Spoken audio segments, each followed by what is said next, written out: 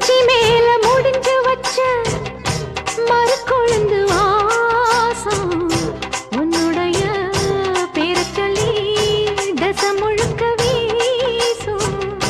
கல்லு மேல செதுக்கி வச்ச கவிதை இந்த நேசம் இப்பிறப்பும் எப்பிறப்பும் தொடரும் இந்த பாசம். சோறும் குடிநீரும் வேணாம் மாமா உன்னை பார்த்தாலே.